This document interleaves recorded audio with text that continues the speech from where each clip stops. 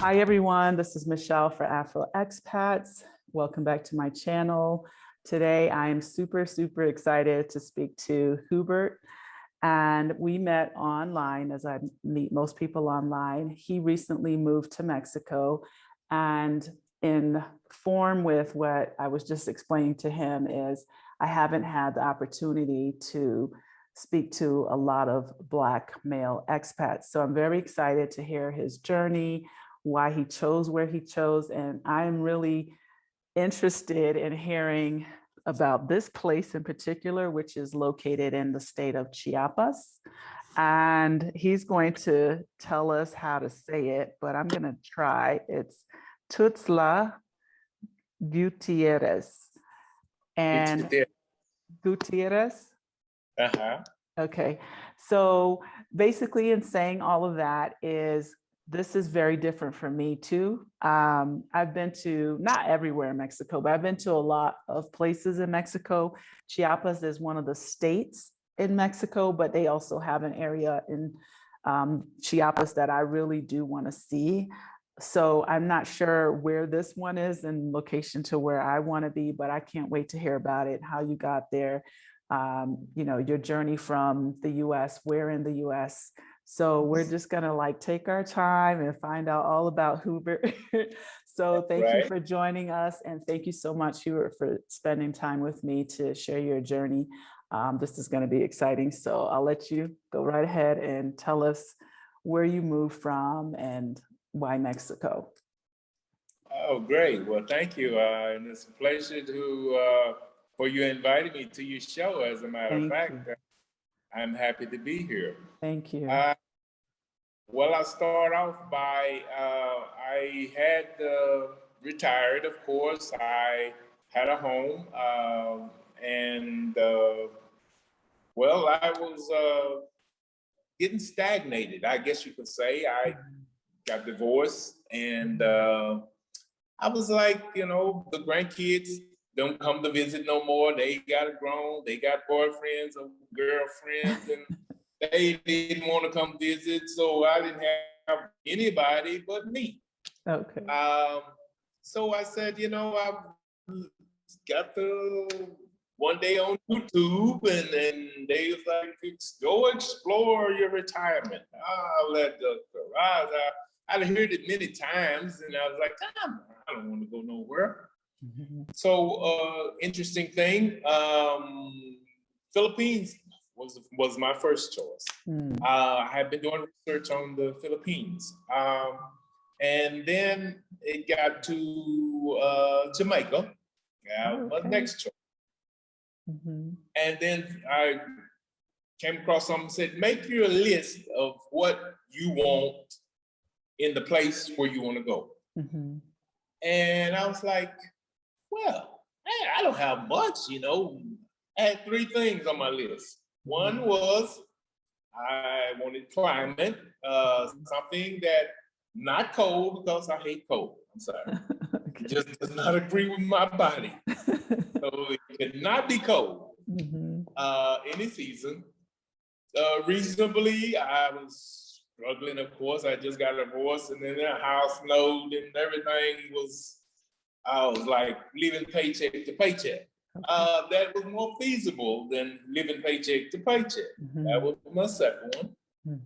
And third, I thought, well, if I'm gonna go somewhere, maybe I can even buy land. So I wanted a place that I would have opportunity to, if I wanted to buy a place or a house or whatnot, I can buy it. So those was my only three things that was on my list. You know, I left all the other stuff. I said, hey, you know, these is pluses or minuses. It really didn't matter.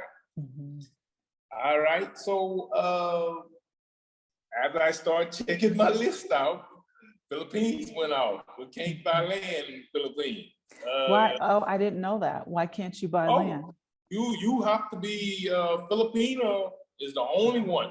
Even if you marry a Filipino, it has to be in the Filipino's name. Oh, wow. Okay. Your name, you're not a Filipino citizen.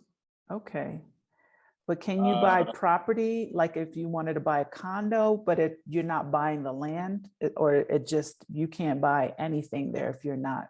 There's no, really?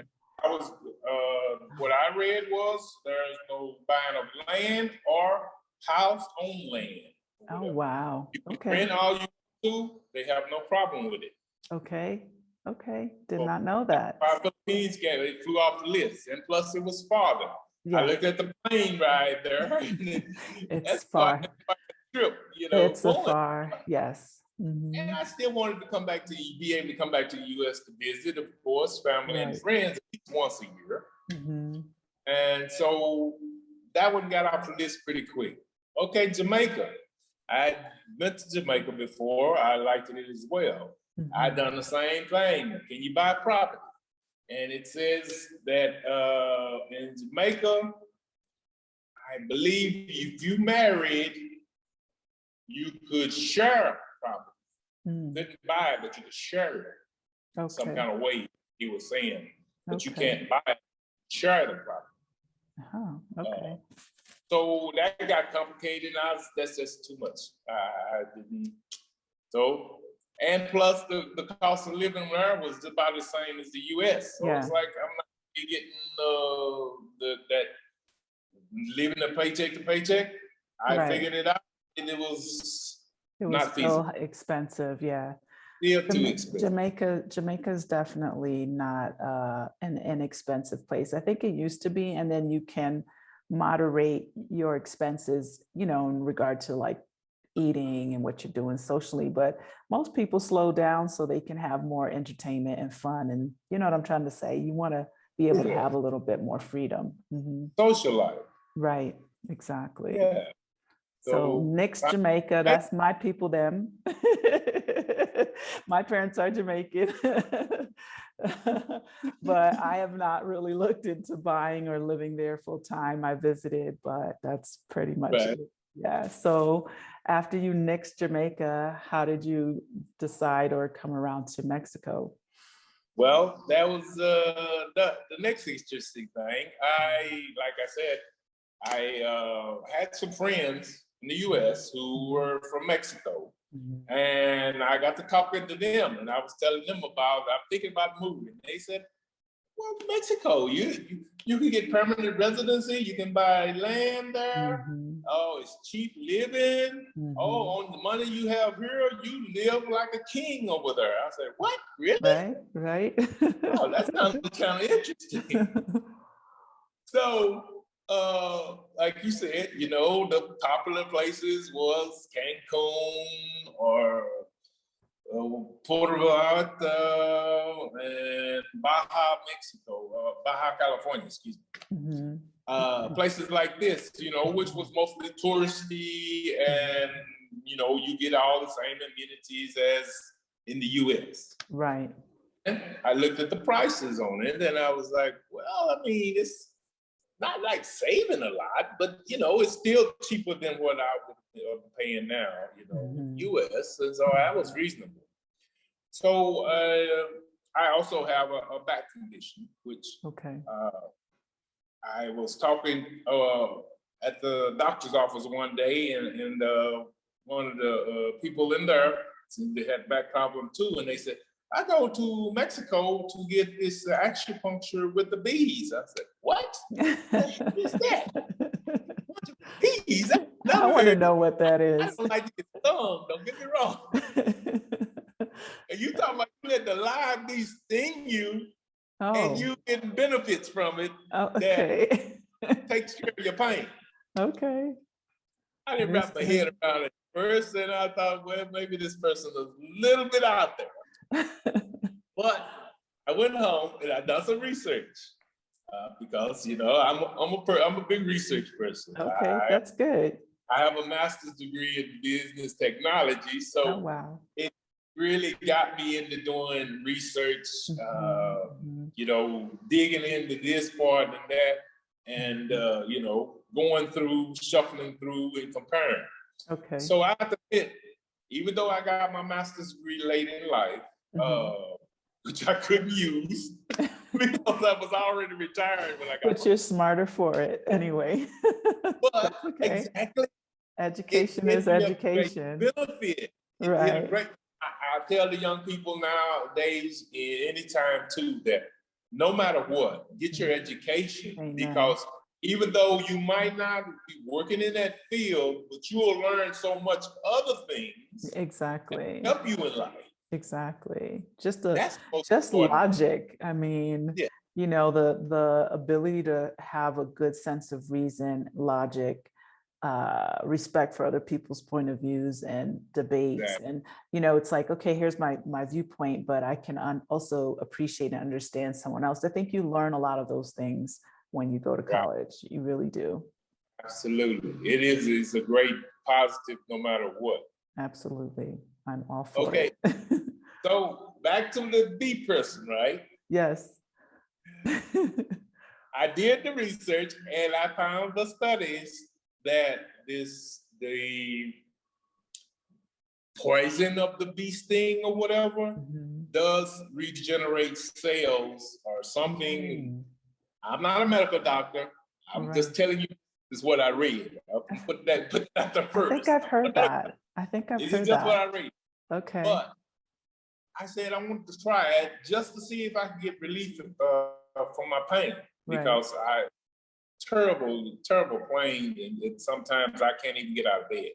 Oh wow! So the place that the person mentioned was San Cristobal, which is about an hour from where I am right now. I said, well, what the heck? I could just take a trip down there, get the treatment, and come back.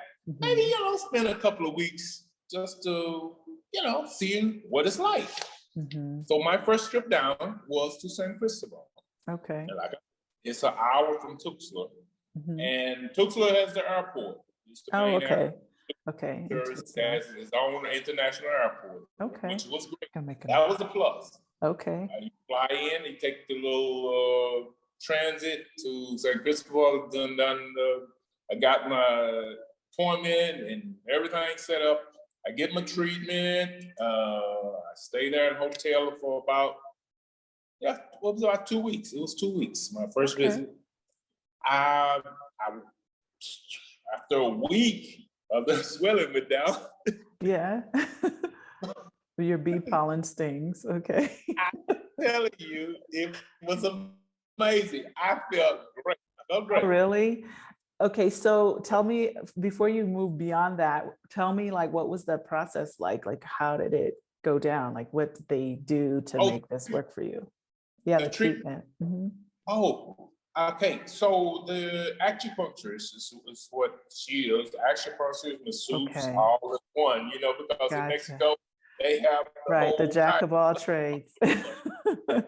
Anyway, I was amazed because it was so cheap too. But you come in, she gives you a little evaluation, see where your pain is. She gets live bees. She has her own bees, like she said, that fly in and out or whatever.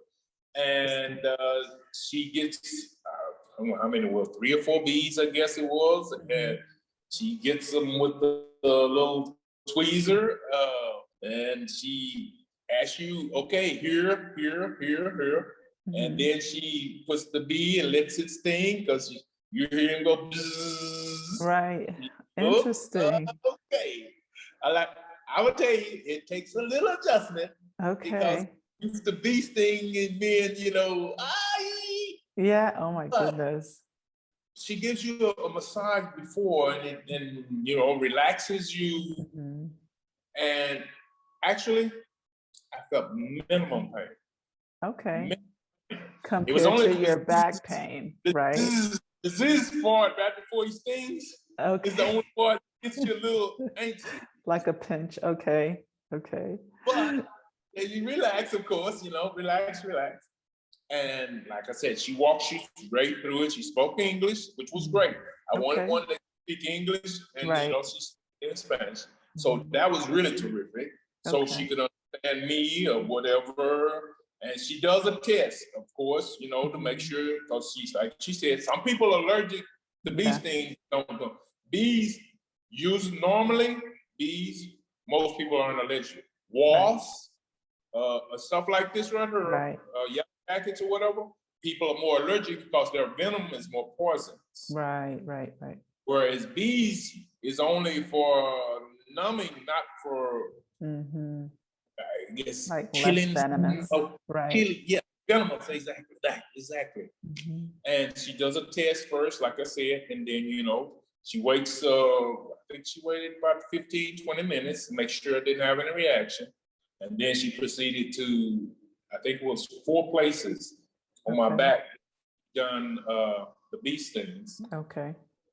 And, you know, you sit there, relax in the office, make sure you're okay. She said out of her time of doing it, and she had been doing it some like 5 or 10 years, you know, this procedure. She had been acupuncture for longer than that, over 20 years. Okay. But the bee procedures, I think she said she only been doing them about 10 years. Okay. So after she did it, I mean, you had some swelling, but you said within a week you were feeling a lot better.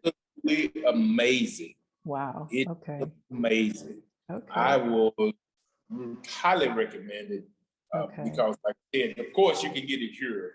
In the States, I don't think you can get it in the States. Probably not, but I've not heard of that particular therapy, but I feel like I've heard of, you know, the sting or the pollen or whatever it is that they put off, that it does help in some, you know, kind of health related capacity, but that specific way of doing it, no, I have not heard of that. But I'm not surprised because I do believe that a lot of the indigenous traditions and things that have happened in Mexico over the years, even with, you know, it being kind of more modernized and, you know, people are going to more doctors for medicines. I think that they definitely have and hold a lot of traditions, especially if you don't speak the language, so you may not be as privy to what those things are, but they definitely have a lot of remedies that are more natural and they work, right?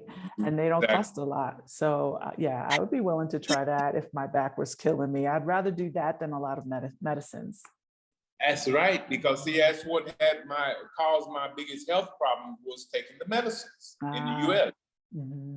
Also, in that 2 weeks, to go along with that, for some reason, my blood sugar, I had high blood pressure and diabetes. Oh, right? Wow. Well, before I started my transition. That, like I said, after that 5 days, I was starting to feel a little crazy. I checked my blood sugar and I checked my blood pressure, and both of them were lower numbers than I had ever seen in years. Wow, that's awesome. What do you think caused that, like, kind of shift? Was it from being out in the outdoors, eating differently, getting a little more physical activity? Because I know Mexico kind of does that. You hit that nail right on the head. Exactly.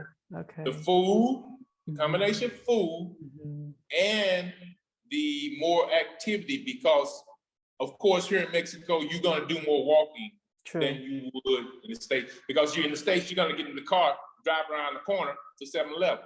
Right, because it's hot out in Houston, right? Oh, by the way, he's from Houston. So here, of course, I did not have a car. For one, you walk everywhere you go, and that walk consists of at least, I'd say I averaged about 1 mile to 2 miles a day of walking. That's good. Those first 5 days. That's excellent. And food, like you said, now the food had to affect my diabetes because I myself was eating everything. I had no restrictions on my food like I would in the U.S. Of course, I got a diet here. Right. I was eating everything here, and my blood sugar still dropped. Right. Well, you know what I notice here is that the foods are kind of more like natural, prepared, fresh. You don't get a lot of I mean, they do have canned process, but that section in the grocery store, at least even here in our city, is very Americanized. it's so much smaller than it is in the US. You know, you don't get, like, you hardly see people making like frozen pizzas and microwave dinners and things like, I don't even know. Actually, I'm not sure if I've even seen microwave dinners here. I mean, I was never You're really. right. I have not seen. I don't think I have. Now that I'm saying it out loud, I don't recall. I know they have, like, you know, you can buy the can of corn. I think they have like canned tuna. My husband eats this. Yeah. But you can't find a lot of like frozen pizzas unless you go to like Costco's. You can find like some, you know, the typical frozen things. But in the regular grocery store, yeah, you're getting kind of a lot of things that are fresh or dried goods. And I'm sure in some of the smaller towns or villages, not saying yours is smaller, but well, it is. It's not as populated as, like you said, where we are. Whatever. Right. There's so many. Like, for example, if I go to the fruteria up the street, which is like, you know, so normal here, and I'm sure you have these as well, the little tiendas, the little shops, they have dried. Yeah, exactly. They have dried beans, dried everything, every bean you can think of. They have nuts, and they just like a big, you know, they just scoop a little, like, you want this, you want kernels for popcorn, they scoop it out. Yeah, they have warm tortillas that are made from corn, not so much from flour. So a lot of it is literally what, and I'm not going to say everything's organic, because people think, oh, farm to table is organic. No, it's not. It still has some of the pesticides and things, but probably not as much as the levels in the US, because they grow stuff here and they literally throw them on a truck and then they bring them to these little shops. So the fruits and veggies don't last as long because they don't have as many preservatives and sprays and whatever. So that, I think, definitely contributes to a little bit less of the health challenges that we have in the US as humans, and things that affect, like you said, high blood pressure and diabetes and weight. I think just that alone is a plus. You know, you're going to live longer, Hubbert. No, absolutely. That was my whole thing too. Like I said, I couldn't believe what I was seeing, and you explained it exactly right too. Yeah. What it is, I start thinking back when my childhood. Okay, when I was a child, of course, we lived on the farm, way out in the country.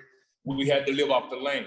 Exactly. And I remembered that everything, like you said, we made in the garden, took it straight to the kitchen. There was no middle. Right. That's what it reminds me here in Mexico of, especially where I'm at now. I was, like I said, San Cristobal was my first visit. Okay. But San Cristobal gets a little chilly. Yeah, it's more elevated. Exactly. But I've heard it's beautiful there. But it's, if you're not looking for cold or chilly, don't go in the mountains. No. Because it can get cold. Because I was good for 1 week. That second week, that weather switched. Uh-oh. What time of year was that? It was around, February, I think about February, April, somewhere in there. Okay. Sounds about right. It was, that kind of shifts a little bit up in the mountains. Here at Cristobal. The weather shifts from, I think, December till about April or so. Okay. You get shifts in the day and the night, day warm, night cold. Right. And I just had that first week, it just gave me a good welcome. Okay. It said, hey, look here. We do have this here. Exactly. No, they do. I mean, in Orizaba, it snows. It snows. I never would have thought like it snows in Mexico. But it does. And there's some other parts, I think, that can get snow, maybe closer to Monterey or something like that. I'm not 100% sure. But it's just, amazing. So when you were freezing your, self away up there in the mountains, then how did you decide, okay, I'm going to go back to Tuxtla or Tuxtla? Okay. Get that so right. When I came in, like I said, the airport is in Tuxtla. Right. And it Well, I mean, because I had come from the States, had jacket on, you know, my warm clothes. I was sweating my butt off when I got here to Tuxtla. Okay, so you knew. And so, yeah, the weather, I was like, wow, the weather is warm. Then when I got to San Cristobal, of course, I needed to put my jacket back on. So, you were freezing your Tuxtla off. I did ask. I asked the driver. I said, is Tuxtla always warm, or do they change? Oh, he said, no problem. You never get cold in Tuxtla. Oh, okay. So that was kind of your deciding factor. He said, you want to go to San Cristobal? It stays cool. It's not hot. Okay. But Tuxtla, it get hot. Well, for me, I'm from Texas. Right. Hot is 110 in the shade. Yeah. Now 80 degrees, it's not hot. That's comfortable. For me. Right. For me. Right. It's fine. Right. But for people here, boy, they think it don't hit the heat wave. No, 80 degrees is pretty much what we experience here as well, but we are in the mountains, so it does get a little cold in December and January. But okay, so after you made that trip and you did your treatment, did you then like kind of decide? I mean, I'm getting that you came for the treatment more so, but were you also looking at like, I want to live here? Was that kind of the experience that led you to that? Was I really like it in Mexico and I like this place? Right. That's exactly what it was. Like you said, and after that 2 weeks, I went back and I got to thinking, man, you know what? I want to try one more trip. Okay. I want to try this time and see how it is. And see if it would be a good place to stay. Where was that? I didn't catch it. Where did you? I was back in Houston. Okay. And when I made it from 2 weeks in San Cristobal, I went back to Houston. Okay. So I said I wanted to try Tuxtla. Okay, gotcha. To see how the weather and how it was there. Okay. So I made the second trip 6 months later. Okay. I made another trip. Okay. And like I said, that's when I was kind of, like you said, going, well, this might be somewhere I want to live if it stays warm. The price are good. I checked the prices, rentals, and of course, the prices, the climate. And you can buy property. If you get your permanent residency, you can buy property. Right. I was like, well, this fits my three perfectly. Exactly. So that next 6 months, I said, I'm going to spend at least 30 days. Okay. And I spent 30 days the second time I came. And at 30 days, like I said, I fell in love totally with Tuxtla then. I love it. I went to get my treatment. I'm back in San Cristobal. Right. 2 days for that, and I'm going back. Well, actually, not even 2 days because it's only an hour, right? Is it an hour? Only an hour. Okay, so the climate really does change. Gotcha. So the climate does change pretty drastically in just this 1 hour drive. That's interesting. Exactly. Wow. 1 okay. hour drive, drastic change. Wow. Okay. And so that's when I started making my plans. I said, well, am I going to keep my house, let it go, or what? And it's like, well, I'm going to be here. And then I leave it with a property manager, that expenses and everything, and the money I'm going to get from it is going to cost me, I'll be just barely breaking even. So I just said I'd just sell it. So I sold my home. And I said, like they say, I packed my bags and Beverly Hills Billy down here. You went south of the border. I went south of the border. I didn't do this but I done 6 months on, 6 months off for the first 2 years. I did do that. Okay. And then, like I said, my third year now. Yeah, I'm into my third. So what year did you move here? What year did you fully move here? This year. This year Okay. and February. Okay. Yeah, February this year, I got permanent residency and everything, and Awesome. I had already been renting. I had found a place to rent. Okay. Here, and I'm still renting in the same spot that I did for the first time. They don't go up on the rent. They don't. All they worry about, as long as it's deposited on the first. That's it. Yeah, exactly. And that's how I hear from my landlord. Yeah, me too. Mine doesn't even live here. I just send them a screenshot, done, and they say, gracias, how are you? I'm like, todo bien, see, and then that's it, next 30 days. It's awesome. Sweet.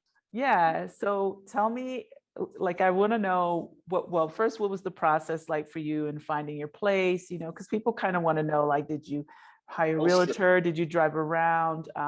What are the costs like there? Because I live in San Miguel, and it's definitely higher in cost. Right. But I also want people to understand, like, a lot of Mexico is not outrageously expensive. It's just, it may not be as popular as the Cancuns and the Yucatan areas and Los Cabos and Puerto Vallarta. And you can find good rents in all of these places. But I think it's the understanding that when you move to a place that's less expat based, you're really immersing yourself, I think, more into Mexican life and culture. You know, it's a little harder if you don't speak some Spanish or are in the process of learning. So what's been this experience for you? Well, one thing, like I said, thank goodness for Google. Google Translate was my big pal when I first started coming here. Amigo. I could speak just a little minimum. How you doing? Buenas tardes, buenas noches, ¿cómo se llama? The basics, all I could do. And then after that, it's like, por favor, habla translator. Hey, but the locals see you trying, for one thing. That is the biggest key. When they see you trying, they go out of their way. I guarantee you, they will go out of their way to make sure you get the best thing and make sure nobody takes advantage. True. I don't know what that media tell you, that, you know, they don't like Americans and that's not true. Blah blah blah blah blah blah blah. The cartels are gonna kidnap you. That's my kids. That's been taught that for 3 months before when I finally told them I was gonna move. Oh no! Anyway, like I said, long story short, I said, okay, fine, but I can drive right around the corner over here in 3rd Ward and get shot. But you say I'm safe. Right, you're not.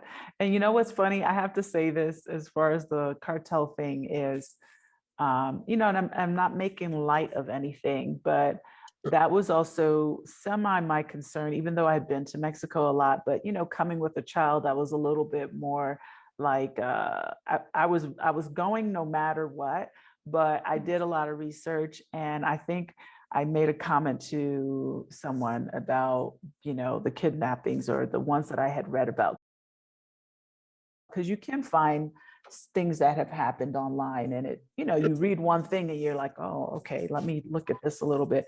But my friend said, you're just not their target. You're not their demographic. You're not who they're looking for. And it just hit me. I don't know if that hits anyone else, but it hit me because I was just like, yeah, like, you know, and I say that because I think some of these reality shows that we've seen that don't just focus on Mexico, but around the world, where someone was kidnapped and they make, you know, this whole reality TV and the drama, you know, they like redo the drama of it and the experience. And I'm not taking away from those things being real, but as a whole, especially in Mexico, there are literally 1.2 or more million expats who live here. Exactly. Most of them are probably Caucasian, from the US and from Canada. They would not be coming here if they were getting kidnapped, because I'm sure like a lot of that demographic probably has way more money than we do. So if they were getting kidnapped for money or other purposes, and I'm not saying it hasn't happened. So again, I'm not making light of it, but that statement really hit home for me, where it's like, well, you're not their demographic. You're not like, you know, even if it were to happen, I think a lot of times that things, when they happen this way, it's a very targeted, very specific situation that has really to do with probably people doing things they're not supposed to. And number one, that exactly. I'm going to drop the mic on that one. Yeah. So, you know, what was the process? I know your family was a little worried about you. Have they visited? And, you know, how was it for you finding a place and things like this? Like I said, I asked locals, you know, about places to stay. Actually, at the hotel, because I stayed at the hotel for about 15 of the 30 days when I first, after that first initial, the second time I was here.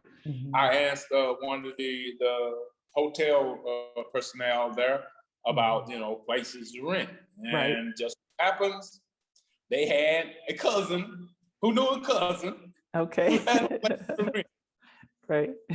Word of mouth is key here in Mexico. I just have to throw that out there. It really is key. Yeah, there is no word of MLS mouth, like telephone. Exactly.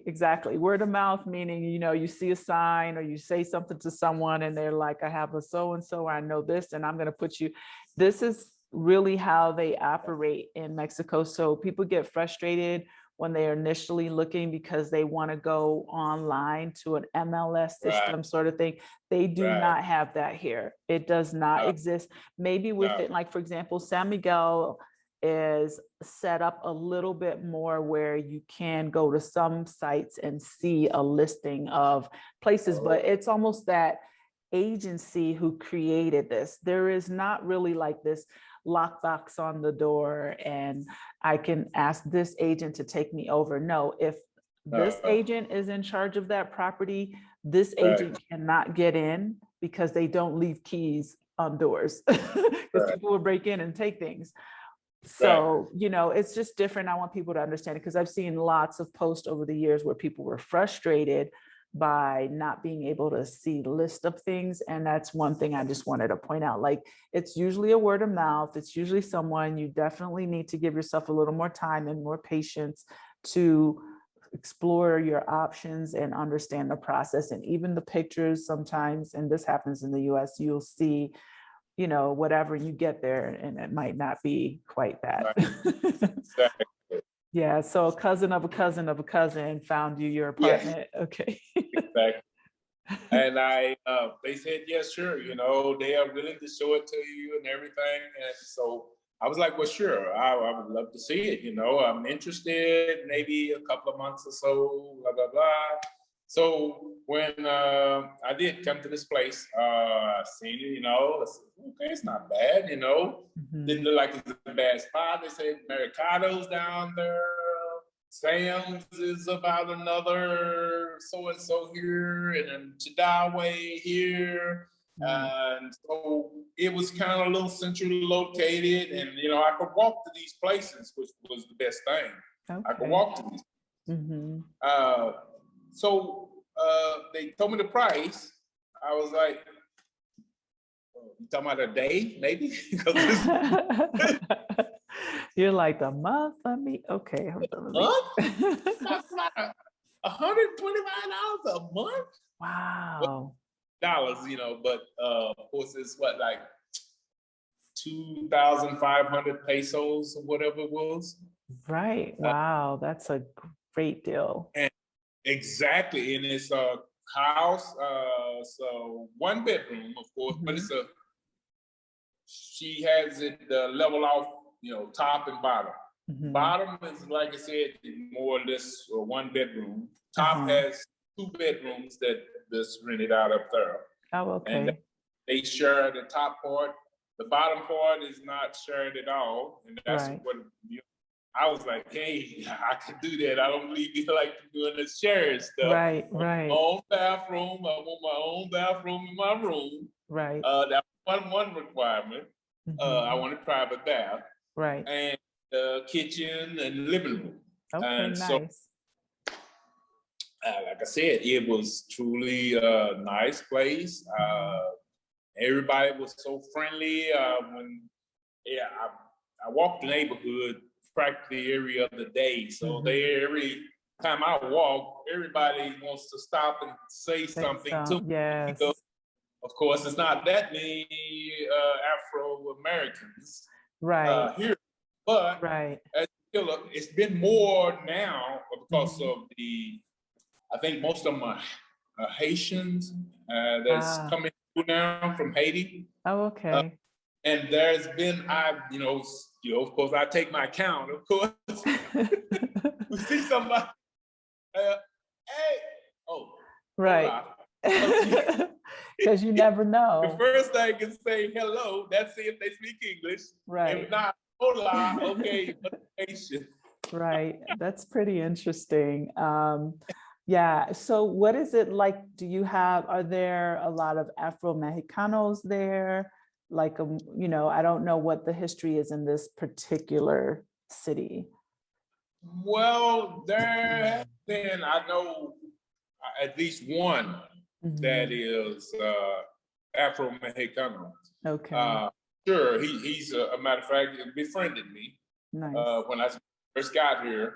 And we still speak, of course, he stays a little farther away from me than I should visit him more, but he's a little farther away. But yeah, he is, like I said, I pretty much take my count. I can put them on one hand. How many?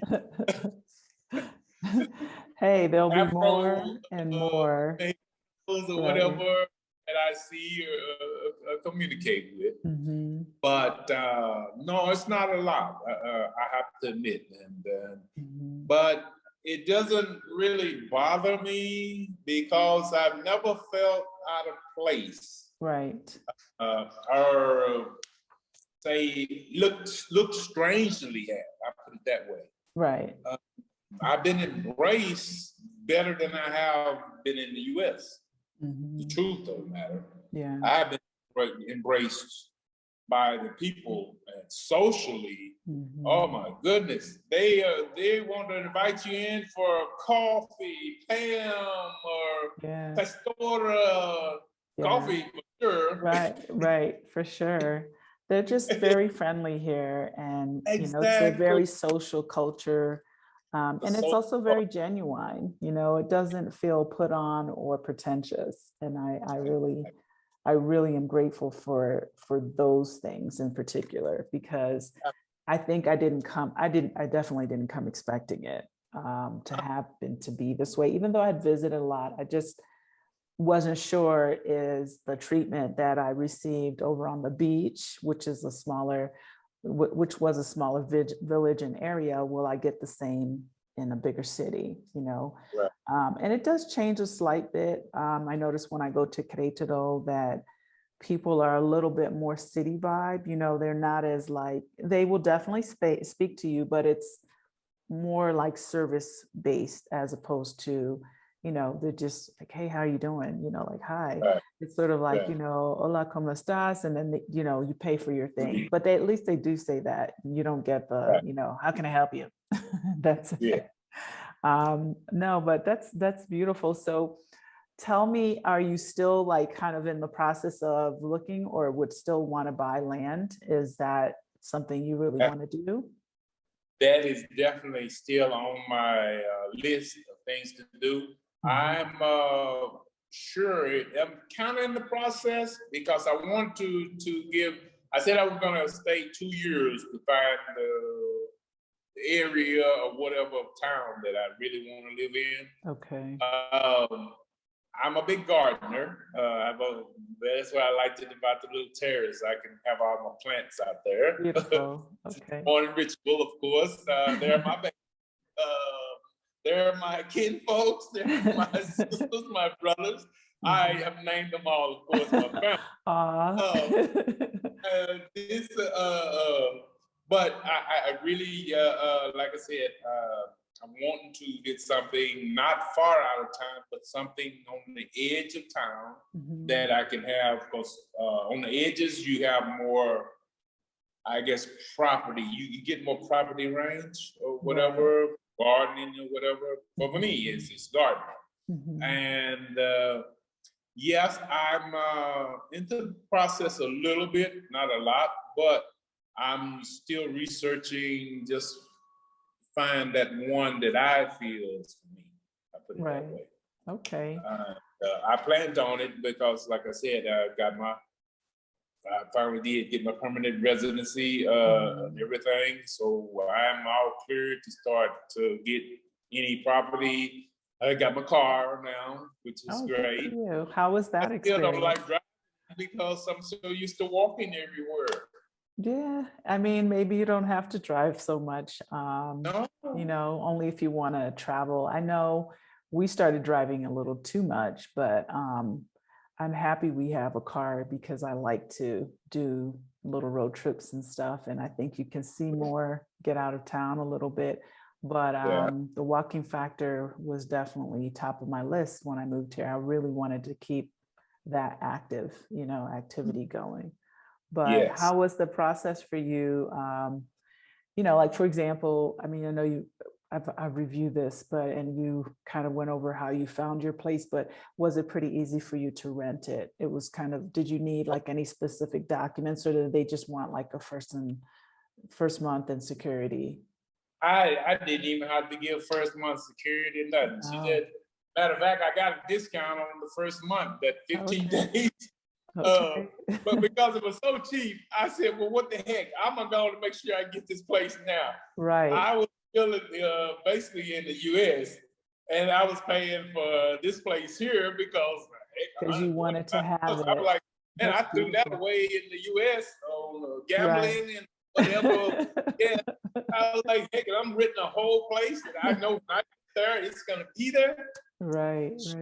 I like I told her, I said, well, sure, I'll take it now. I said, how much? That's what I was thinking. She said, well, you need a deposit, you need first month rent, last month rent, and all this stuff, and sign this paperwork. I mean, don't get me wrong. I have heard some people say that they had to sign contracts and all this stuff. Right. But like the owner here is in the U.S. in Colorado. Oh, okay. And this is like the family home. Okay. So she just rents out the family home, and like I said, it's perfect situation for me, perfect situation for her, because like I said, you know, the bottom part usually she will stand at when she comes, but as you know, she doesn't come over very often. When she comes, she stays closer when she comes over here. So she's happy with the situation. She knows somebody's in here good. She's gonna pay the rent. It takes care of it. Yeah. I mean, came by here once or twice, maybe twice in the 2 years I've been living here. Oh, okay. And you know, I said, but yeah, sure, come over. You know, I want to see the house. You know, just reminisce about, you know, because mom and stuff. She grew up here.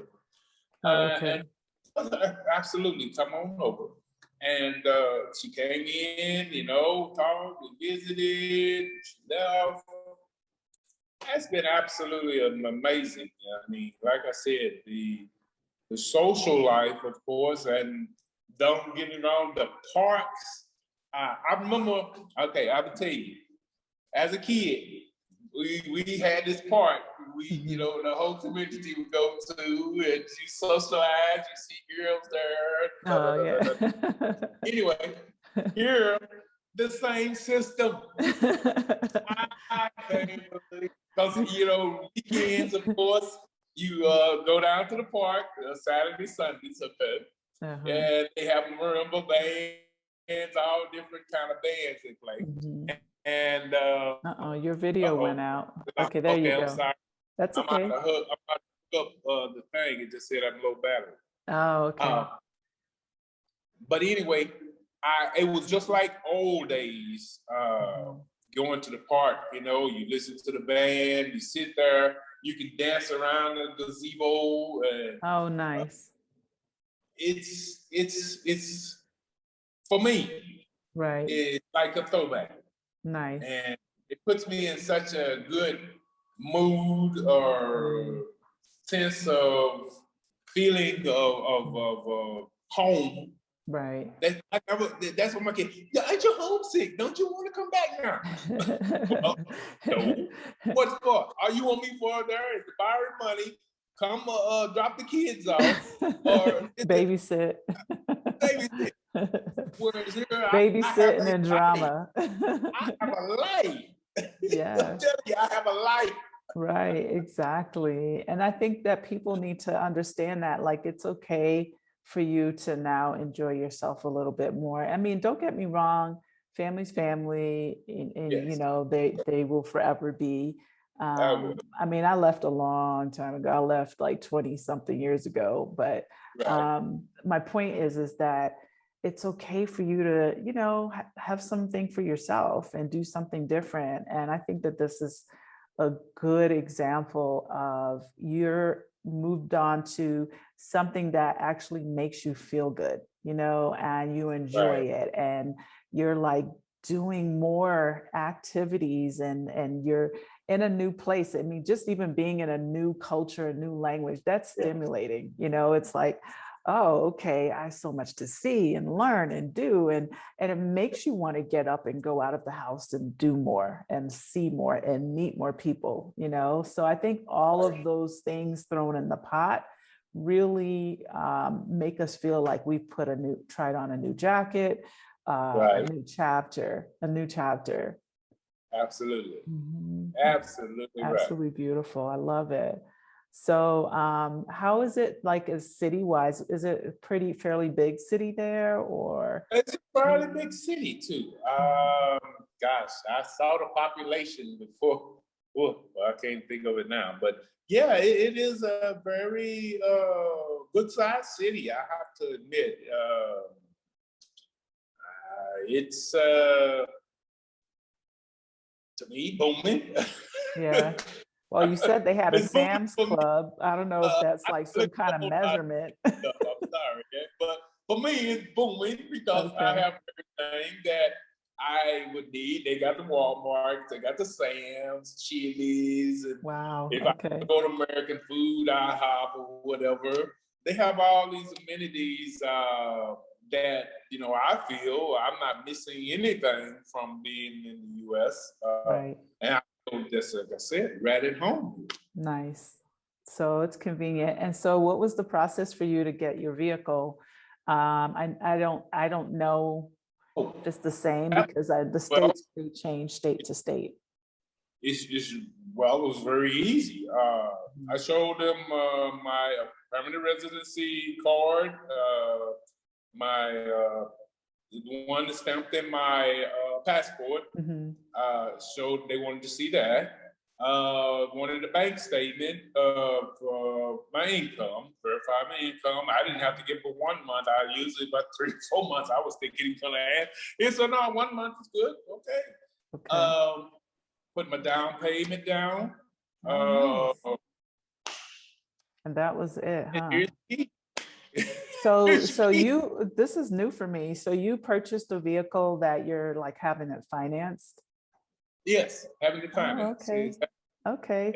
All right. I do have a bank account. I admit that was when I first got here. I went and got a bank account. So I have a bank account here. And I showed him, you know, what I had for the bank account.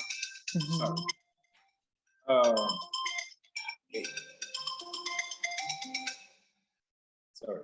But yeah, I showed him for the bank account, and here this one, the statement here, and the one in the U.S. Okay, perfect. All right, that's good. I didn't realize that you did like a financing. Exactly. You know, because a lot of the folks that I've met, 12% down is all you got to put. It was like about $1,000. Wow. Okay. For a But new vehicle, the down payment on a new vehicle. that's I was like, actually what? Huge. awesome. That's awesome. I was I like, want to talk a man. little bit more about that. And I'm going to explain why, because people need to understand that works, I believe, if you yes, maybe have a bank account, you show steady income, but you also have to show that you have a permanent residence. I'm not sure if it works. You got to show a utility bill. Right. And I'm not sure if it works if you have a temporary residency card. And I'm going to say that because I'm not sure, because when we first came, we were looking at getting a new vehicle, and like a brand new vehicle. And, you know, I also want to say something about the vehicles as well. They don't have like all the wheeling and dealing that we get in the US. It's a different system. Like whatever the price is the price. I don't think that you're able to negotiate up or down. I don't know how it's set up. I can't remember the details, but whatever it is what it is. And the people that work there, that's what they earn, and that's it. There's no, you know, get a bigger commission if you get a higher price out of whatever. So it's very standardized. So a lot of the cars here, brand new cars, actually don't cost as much as some of the cost in the US. So we were looking at brand new vehicles like Nissans, the March, you know, because it's very popular in San Miguel, especially because they're small cars. I wasn't crazy about them, but I wanted to say that the price of them brand new that year in 2018, I think you could get one for like $9,000 US, which is pretty inexpensive. But we were not able to, you know, we were looking then at the Nissan Kick something, I forget what they're called, like the sporty utility vehicle. And, you know, then it started going up and they were like, well, you know, do you want to see if you can finance it? And I was like, you know, not really, because I didn't come here for that. Initially, I was just like, no, you know, I just wanted whatever. Long story short, we were not able to finance. So I just wanted to clarify that, because I think your process was amazing. I'm glad you shared that with me, that we were not able to finance because we did not have our permanent resident cards. And I remember the guy saying, we can try, but you probably won't get it. And I said, that's okay, because I don't really want to have that happen right now. It sort of was escalating into, we're looking at a bigger and a different car and a more expensive, and I like this color. And then I was like, look, we came here to do something different. Let's change that up. But it is possible for people to know this, to owner finance, or not owner finance, to finance a vehicle through the dealership if you have these other things in place, which most importantly would be the permanente, because it's not really possible, or it's not norm to finance a home, a mortgage. So I think people need to understand that you actually can do this on a car, right? And it all, obviously, it depends on that setup. I don't know if it applies here, you know, the good credit and all that. I'm sure some capacity it does, but they don't have the same credit bureau system that they have in the US, right? Exactly. Yeah, so I think that was a pretty good deal, that you got a very small amount down, and, you know, maybe minimal payments and things like that. And the insurance, I'm sure, is very affordable. I don't have to pay it for a year. Wow. Yes. I don't have to pay insurance. They pay the insurance for a year. Oh, nice. So it's included. Okay, that's even better. Yeah. Oh my gosh, I love it. I love it. I was surprised. I was like, gosh, now I gotta go find insurance. He said, no, we pay insurance for 1 year, and then you pay after 1 year. Wow. Okay. And I know they offer it through the dealership. Even after the year, I think you can continue with them through the dealership. So your own, and I could find my own if I wanted to, but I can continue to the dealership if I want to. That's perfect. So, and at the dealership, life is even easier because they literally do everything for you. You don't have to go to like what we would call the DMV and all they do it all on site. Because I remember the guy saying, no, you don't have to do anything, just sign, do your money, and that's it. So yeah. That's awesome. Okay, because my experience was I bought a used car, so I had to go with this lady, and get the title and sign and then call someone from the insurance. But I remember, now that you're saying that, I remember the dealership when we were looking at the Nissan, they were like, we'll do everything. You don't have to do them. And yes, the insurance was included. I just remember that. I remember them saying, you get this coverage and it's for blah, blah, blah, blah, blah. That's awesome. Okay, so now you're driving. Have you like used your car much or not too much? I'm planning probably, I think, the first weekend in August, I was going to probably go to Oaxaca. Oh, okay. I want to go to the, well, they call it sweat lodges, is what they call them in the Temescal. Yeah, exactly. Okay. I want to go to one in Oaxaca. I saw it online that people were talking about it, and I got the address. So that is going to be my first road trip. Oh, good for you. How long a drive would that be for you? It said on the GPS 8 hours. Oh, okay. So that's not too bad. Now, is that south? It's or I can't remember. West. It's west from me. Okay. West. Okay, so you're okay. So yeah, you're more to the east. I'm in the middle, yeah. Got like it. Okay. So I'm going west to Oaxaca. Okay. All right. So 8 hours west, and that's you're going to be very inland because you're not by the water. Okay. No, I'm not by the water. I didn't think so. Okay, so that'll be interesting. Is it like a place that you just book a appointment, or is it kind of like a special dates? The room, and then like you said, yeah, they have it all in one at the same place. Okay, is it in Oaxaca City or is it in just somewhere in the state of Oaxaca? Do you know? It's state of Oaxaca. Okay. It's not in the city, I don't believe. Okay, okay. I was gonna say, if you do go to the city, I'll pass my connections on there so you can. Suki is awesome. I interviewed her. Sure, I was still wouldn't mind it at all. Yeah. I got to plug this in because it's saying my battery's fixed to go. Oh, okay. All right. Well, thank you so much. I appreciate your time. I don't want to get cut off without at least wrapping it up. I was going to say, getting ready to get cut off. Yeah. Thank you so much, Hubbert, for sharing your story, your journey. We will definitely circle back and I will send you information. If there's anything you have questions about or you want to share, let me know. I'll put them in the description box below. Yeah, but I truly, truly appreciate your point of view and your journey to Mexico, and your space where you are is very different from anyone that I've talked to. So this has been cool. I love it. Now I know of a new spot. All right. Okay, bye. Bye. Adios, amigo. All right, bye.